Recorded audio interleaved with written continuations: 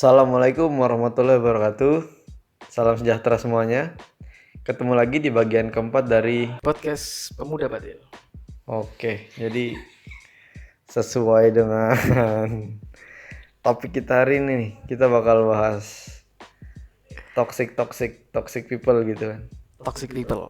Pernah nggak ada bersinggungan gitu atau Udah bahkan diri sendiri gitu? Apa gimana yang smart toxic? people semua di sekitarku itu. Alhamdulillah ya, Smart bagus. people-nya Dedi, teman-teman saya semua. Ya kan? Boleh. Toxic people tuh misain sih. Mm-mm. Tapi tidak memungkiri toxic people itu kadang orangnya itu nggak sadar bahwa dia toxic. Ya nggak, benar nggak? Iya, benar. Karena aku juga pernah jadi toxic people. Ya maksudnya sadar gitu loh. Ternyata Iya. aku nih yang toxic nih. Ya jadi toxic people pernah ngobrol sama toxic people juga pernah, ketemu toxic people juga pernah ya. Iya. Dulu sampai bisa sadar kalau diri sendiri toksik tuh gimana? Di Ru'yah sama Gus Miftah. Tahu Gus Miftah yang jadi? Ya ngerti. Alhamdulillah, pantesan ya sadar. Ya enggak cuy, kenal Gus Miftah. Jadi kenal siapa? Ya sadar aja kayaknya kan teman-teman kok ini ya ada yang aneh gitu kan. Oh jadi memandang teman-teman yang aneh gitu? Teman-teman tuh kayak kok nggak seperti biasanya gitu. Lama-lama itu kayak kan Oh, pasti kerasa kan. Maksudnya orang berbeda itu gitu. ilfeel sama orang kan kerasa bangsat. Ini kok apa diemin aku atau gimana gitu kan dulu. Nah terus bacalah aku artikel apa ya banyak ya jurnal artikel tentang orang-orang toksik, gimana sih ciri-cirinya, apa yang baca lucu, ternyata aku yang toksik. Ya wes akhirnya ya pelan-pelan. Akhirnya cara ininya waktu itu gimana? Cara berubah dari tidak toksik Saat itu gitu, pengalaman Anda sendiri. ya kan aku baca apa saja ciri-cirinya. Nah yang nggak aku lakukan ciri-cirinya itu. Ciri-cirinya aku buang. Ciri-cirinya ini kok hampir 90% aku miliki gitu. Aku miliki. Ya udah, aku baca ciri-cirinya ya jangan lakukan ciri-ciri tersebut. Gitu sih kalau dulu ya. Sekarang ya insyaallah udah tobat. Wah, Ya alhamdulillah dikit-dikit ya. masih toksik, cuma kan toksik guyon aja. Progresif, bagus. Memang perlahan tapi pasti lebih baik lah. Gimana antum juga nih? Saya pribadi ya, syukur alhamdulillah sih, maksudnya kayaknya ya pasti ada sih, maksudnya pasti pernah berinteraksi ataupun berhubungan dengan orang-orang toksik ini gitu kan. Perilaku toksik ini kan jelas tidak bisa dihindari, cuman saya pikir-pikir rasa-rasanya minim deh bersentuhan berinteraksi dengan orang-orang toksik. Syukur alhamdulillah kayaknya emang dilindungi sama Yang Maha Kuasa saya dari perilaku toksik di sekitar. Seumur hidup enggak pernah ketemu. Ya pernah, cuman minim gitu, makanya apa ya, nggak Apa yang jarang ketika bertemu dengan orang toksik? Yang saya rasakan, rasakan dan kemudian apa yang kau lakukan gitu. Terus kau ngapain kepada orang toksik ini? Kau ngapain? Apa diem kah? Apakah? ya kalau emang lumayan deket dibilangin sih, dikomunikasikan gitu, karena kan masalah maksudnya sebesar apapun ya bisa dikomunikasikan gitu loh. Kalau nggak gitu deket-deket amat ya udah masa bodoh gitu, kayak ya biarin lah, ntar sadar sendiri. enggak hidup-hidupnya dia gitu kan. Toxic person tuh toxic people ya. Toxic people tuh Iya, susah loh ya people. cara bilanginnya. Ya karena aku pernah berada di situ ya. Dibilangin tuh gimana? Toxic people kan masuk kayak karakteristik dia gitu kan ya. Oh pokoknya tidak mau memandang perspektif lain gitu ya kan, kalau kan membilangin apa sih, menasihati toxic people itu kayak kan menyerang apa tuh individu tersebut gitu loh. Iya Apa sifat mental individu tersebut, jadi susah Pak Ini aku rasain sendiri sih. Ya aku kan sadar karena baca-baca sendiri, kemudian Bener, melihat bener, observasi sekitar kok gini sih teman-temanku. Tak kirain temanku yang toksik, ternyata ya dua-duanya, cuma aku lebih toksik gitu. Iya, iya, iya, iya. Agak susah sih. Ya itu tadi memang perlu waktu, perlu usaha lebih gitu loh untuk memberikan masukan dan sebagainya. Cuman ya pasti bisa kok perlahan-lahan gitu. Ya kita cuma nasihatin dikit-dikit Iya, aja. dikit-dikit Pokoknya kan yang aja. bisa berubah kan ya memang orang itu sendiri. Dirinya sendiri, kita kan cuman ngasih tahu yang yang baiknya gimana gitu kan. Support eksternal memang butuh, cuma support dari Internal itu internal tuh kunci ya, kunci kuncian. Pak. Internalnya bobrok, support dari luar manapun ya tetap aja gitu, nggak berubah nantinya. Bener. Nah, Ya gimana nih? akhirnya memang apa ya, maksudnya nggak bisa dipungkiri kalau kita itu memang bertemu atau sekedar dekat dengan toxic people ini, dengan orang-orang yang berperilaku toxic ini. Nah, itu kan memang menguras secara emosional lah ya. Banget Pak, banget gila. Nah, Anda sebagai orang yang toxic Wah, dulunya, diklaim lah. Iya, oke. itu gimana? Maksudnya juga menguras energi kah? Kan kalau yang saya ini yang menghadapi gitu kayak menguras energi, cuman ya Menguras begitu gitu. Sedangkan yang toksiknya ini juga Sama sih dua-duanya. Jadi ini apa, orang toksik itu menganggap orang lain toksik gitu loh. Jadi sama. Jadi kon itu nggak toksik, tapi dianggap toksik sama orang toksik. Jadi ngurasnya itu sama gitu. Tapi mungkin lebih capean yang toksik sih. Jadi dia mengeluarkan ketoksikan plus mengira orang di hadapannya ini toksik. Jadi terkurasnya lebih kali, 2 kali lipat kali ya. ngeri artinya iniannya. Kalau Negative vibes-nya ya. iya, kalau semisal Parah. apa Reza nggak toksik ya. Terus kemudian Alhamdulillah berinteraksi dengan orang toksik, ya waktu berinteraksi itu energi terkuras gitu kan. Lah kalau orang toksik setelah berinteraksi itu masih tetap mikir Pak. Oh, lah gimana tuh? Contohnya misal Anda toksik kan, nih. Toksik kan mikir, arek-arek ini sih tidak sesuai ekspektasiku, aku orang ini kok gini. Jadi mikir di kepalanya itu setelah berinteraksi itu juga tetap kayak pikiran-pikiran negatif gitu loh Pak. Oh, iya. Nah, jadi sebenarnya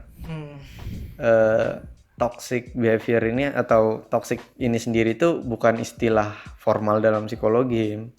Ini cuman sekedar deskripsi perilaku atau interaksi dengan individu yang mana tindakannya dirasa kayak apa, menuntut, menantang, suka bermusuh, pokoknya yang negative vibes gitulah. Istilah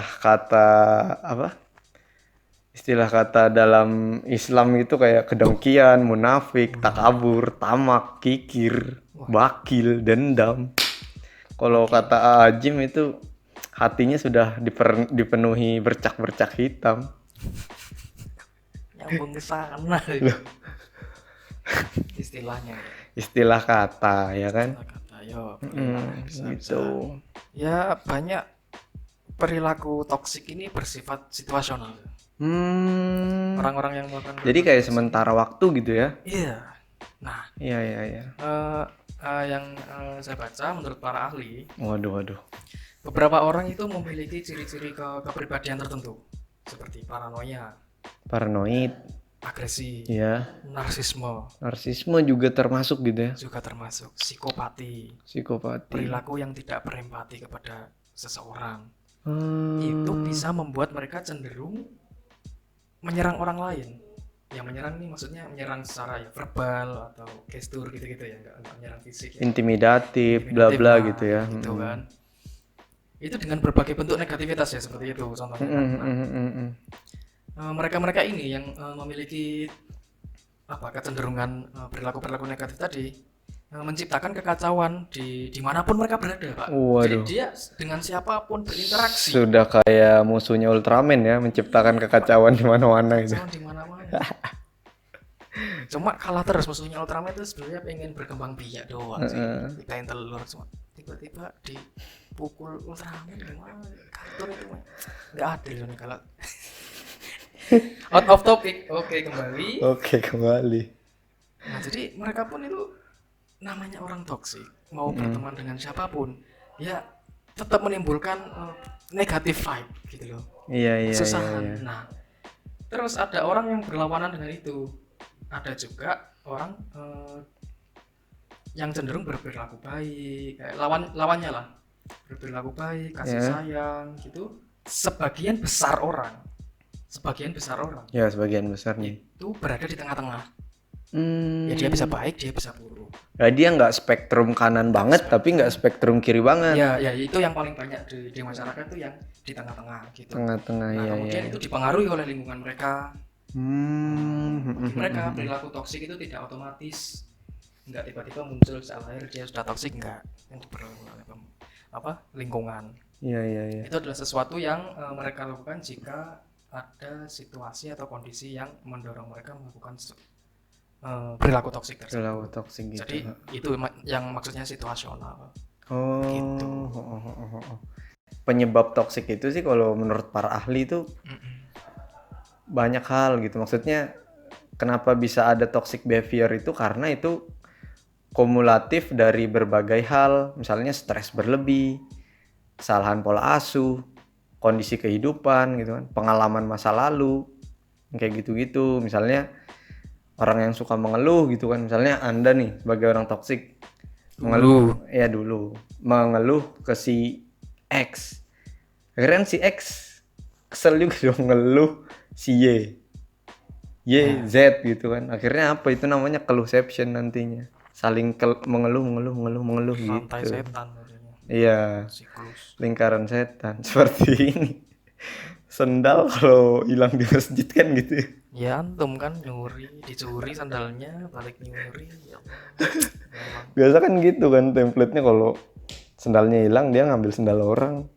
Yang hilang ngambil sendal orang. Jangan, sudah stop, udah kon nyeker ke rumah sudah. Besok-besok kon ke masjid ya sandal digembok, jangan bagus-bagus. Ya swallow aja digembok atau digambarin gitu ya.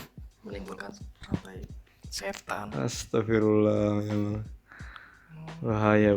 Memang aku toksik, tapi sepertinya Anda toksik masalah itu ya. Mencuri gitu-gitu, toksiknya lebih berbahaya daripada. Sorry, enggak lah. Ini kan cuman nyari jokesnya biar kita tetap santai gitu. Jadi sebenarnya para ahli juga punya tuh ciri-cirinya orang-orang toksik. Yang mana sebenarnya nggak sulit-sulit banget untuk mendeteksinya lewat observasi gitu. Misalnya apapun perkataan atau perbuatannya orang ini selalu menimbulkan permasalahan gitu. Habis itu dia lebih mementingkan kepentingan pribadi dibandingkan kepentingan orang-orang lain gitu. Apa lebih egois gitu kan. Kemudian mereka itu tidak mau menerima masukan atau perspektif orang. Nah, yang tadi seperti yang kita bahas di awal gitu. Terus tuh mereka juga suka blaming the others gitu atas apa yang terjadi. Wah, ini gara-gara ini gitu-gitu, ngeluh-ngeluh. Kemudian tuh suka memberi penegasan tentang kebaikan diri sendiri, misalnya aduh saya nih selalu ngingetin orang biar jangan korupsi, biar ini gitu.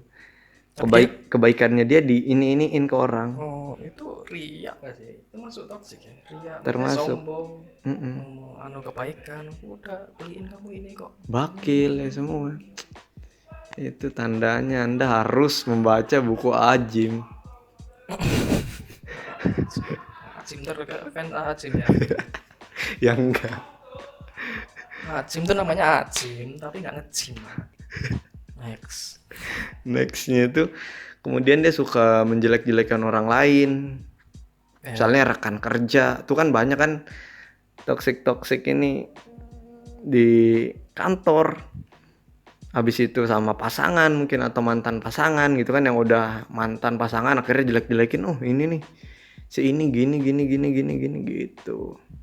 Terus tuh suka berdrama. Sebentar, kan suka menjelekkan kan.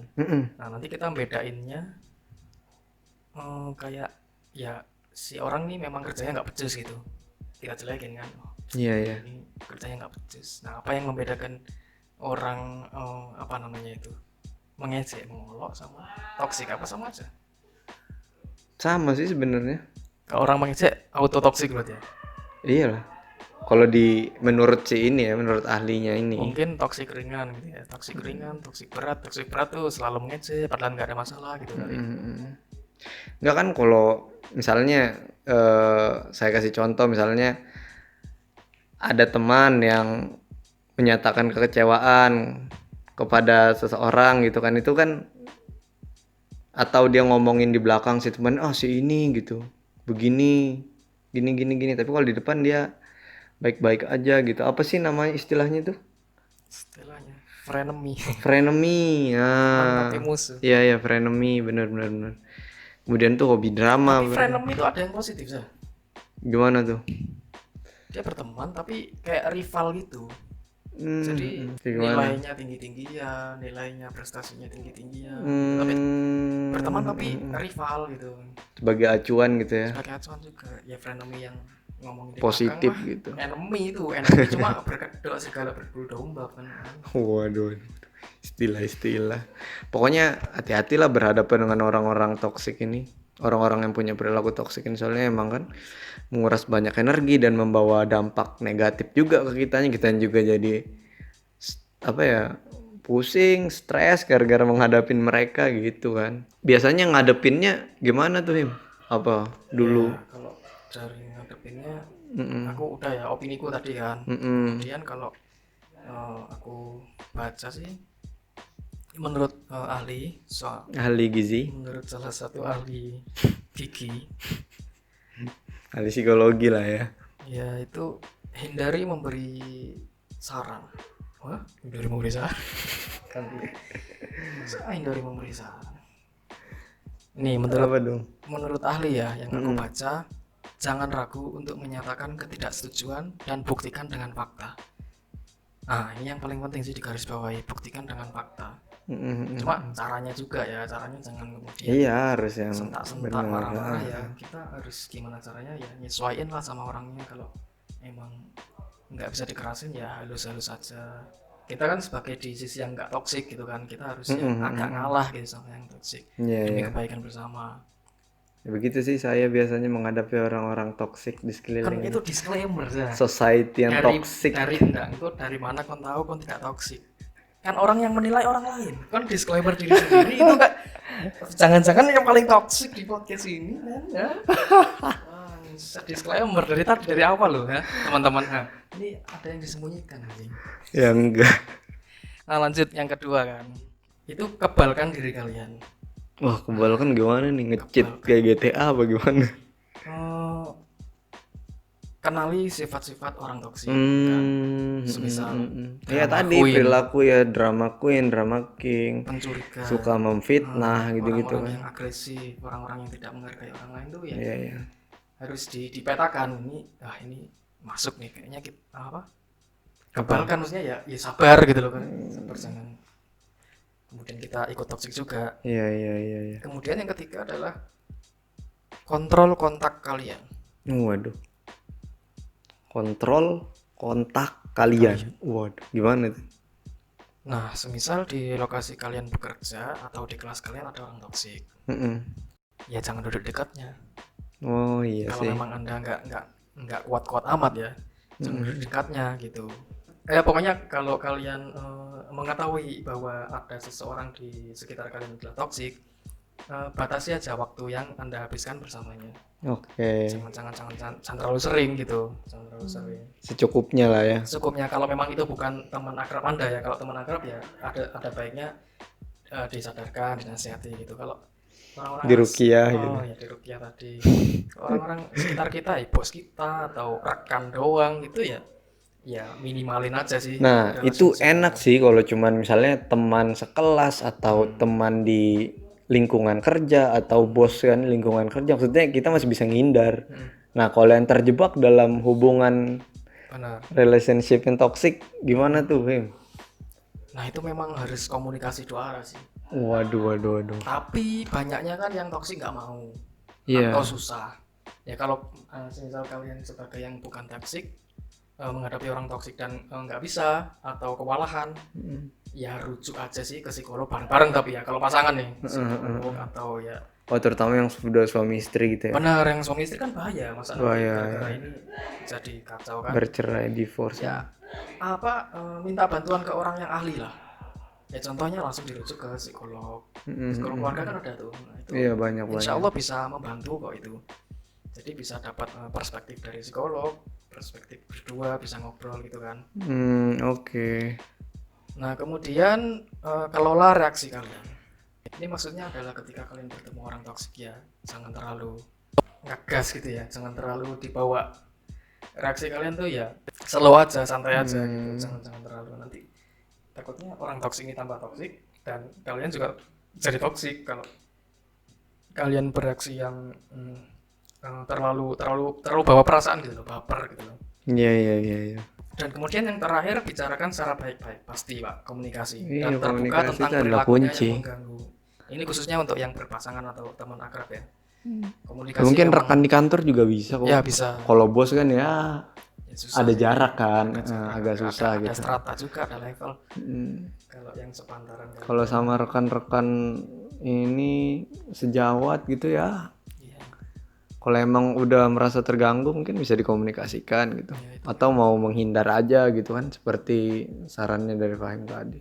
Ya semua itu memang paling penting emang komunikasi ya. Komunikasi adalah kunci, ingat itu teman-teman. Jangan dipendam sendiri kalian. Buat orang-orang toksik yang merasa mendengarkan ini juga, ayo bicarakan secara baik-baik, semua bisa selesai. Oke. Nah, jadi intinya itu untuk mendeteksi toksik ini baik pada diri kita atau orang sekitar. Pokoknya cari ciri-cirinya sebagai panduan gitu kan. Benar. Kalau kita ternyata tergolong di dalam umat-umat toksik ini, mungkin nggak ada kata terlambat ya untuk memperbaiki diri. Nggak ada kata terlambat, meskipun Anda sudah tua dan Anda merasa toksik, pasti bisa. Buktinya saya bisa. Dan saya termasuk ya nggak muda-muda amat waktu sadarnya, waktu-waktu ya remaja lah ya. Umur 29 lah ya. Belum 29 saya belum lah. Ya sorry. 28 lah. Enggak, ya remaja lah. Remaja itu Iya. bisa. Nah, sebaliknya kalau kalian adalah korban dari toxic behavior, segera itu ikutin tadi saran kayak segera bicarakan tentang perilaku, batas interaksi, atau nggak perlu terlibat kedekatan secara emosional gitu-gitu. Ya. Soalnya kan orang-orang toxic people ini kan banyak merugikannya. Banyak merugikan tapi juga kasihan tuh. Seperti yang aku bilang, mereka tuh kadang nggak sadar Pak bahwasanya dia toksik. Gitu kan. Ya yang bisa ajak komunikasi baik-baik lah, sadarkan gitu. Iya Kalau benar. yang nggak bisa ya wis batasi dulu daripada tambah toksik nanti. Nah, Gitu. ya udah kalau gitu kita berdua pamit undur diri. Pokoknya apapun yang terjadi jangan pernah lelah menyebarkan perdamaian kemanapun. Yo, iya benar. Terima kasih sudah mendengarkan.